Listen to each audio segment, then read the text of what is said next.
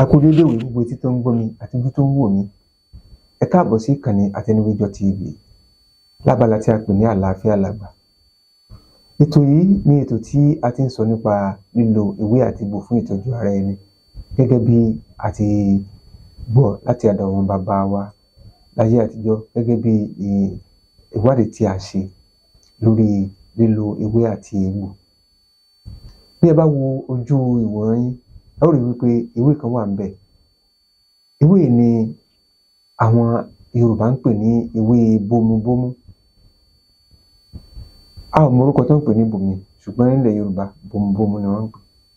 Ewé yìí ni àwọn bàbá wa ní ká lò fún àwòtán àìsàn tàbí àrùn tí wọ́n ń pè ní measles.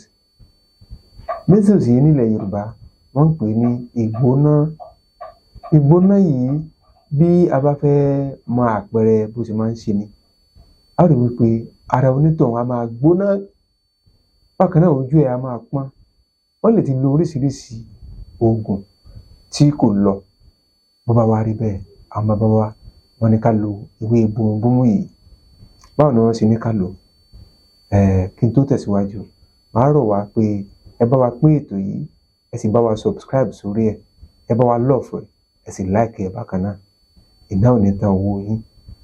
Àwọn bàbá wa tẹ̀síwájú, wọ́n ní ká lọ já ewé Bomubomu yẹn, ká lọ já bíi 10. Tá bá ti já bíi 10 ẹ̀, ká wá lọ ra àgbàdo bíi dèríkà kan, àgbàdo gbígbẹ, àgbàdo funfun gbígbẹ. Tí a bá ti rà á, ká wá da àgbàdo yìí sí inú apẹ lẹ́yìn ìgbà tí a bá ti fọ̀ nù tán, àbí ká dà sínú pot tá a máa fi sè é. A wá bomi sí i. Tá bá ti bomi sí i, a kó ewé Bomubomu yìí sórí ẹ̀. Tá bá ti kó ewé yìí sórí ẹ̀, a wá gbé pot yẹn agbélé náà. A máa dáná mọ́ títí tó bá ti wá jiná. Tágbàdo yẹn bá ti jiná, tó bá ti fọ́ pẹ̀pẹ̀ báyìí, ó ti jiná nìyẹn. A wá sọ̀ kalẹ̀. Tó bá ti tutù díẹ̀, a wá bù fún ẹni tí àìsàn yìí ń ṣe. A jẹ. Tó bá ti jẹ, ní kété tó bá jẹ, láti àsìkò náà, láàrin wákàtí 24, within 24 hours, ara onítọ̀hún, àpẹẹrẹ tá a máa rí ni pé ara ẹ̀ á máa sú, àwọn kòkòrò á máa jáde sí lára. Tẹ́lẹ̀ yìí bá ti rí bẹ́ẹ̀, á jẹ́ pé àìsàn yẹn ń lọ díẹ̀díẹ̀ nìyẹn. Lẹ́yìn èyí, a wá lọ já ewé Bomubomu yẹn bákan náà. Tá bá ti wá lọ já yẹn, a máa já ewé ewúro pẹ̀lú ẹ̀ tí wọ́n ń pè ní bitter leaf. Bitter leaf yìí a máa gbó papọ̀ pẹ̀lú ewé Bomubomu yẹn. Lẹ́yìn ìgbà tá a bá ti gbó papọ̀, a ní fomi sí o. Omi tó bá jáde lára ẹ̀, a máa wá bù díẹ̀ ńbẹ̀ sí inú epo pupa, a rò papọ̀. Ẹni tí àìsàn yìí ń ṣe, tí kòkòrò yìí jáde sí lára yẹn, a máa fi para. Ewé yìí tí a gbó, tá a kó kúrò nínú omi yẹn, a wá lọ sè é pẹ̀lú ata, a sè lọ́bẹ̀. Ẹni yẹn tí ó ní àìsàn lára a máa jẹ.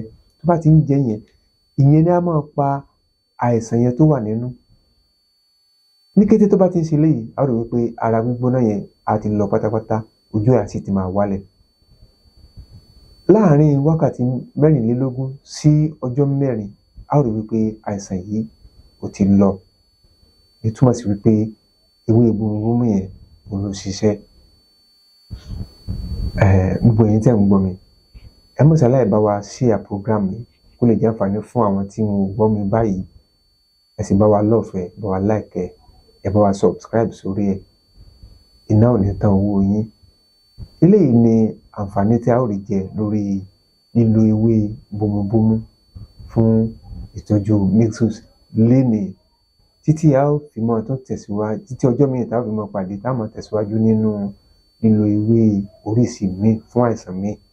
Orúkọ tèmi ò yí padà, Àtẹnuwẹ́jọ ní ìkànnì Àtẹnuwẹ́jọ TV. Ó dìgbà.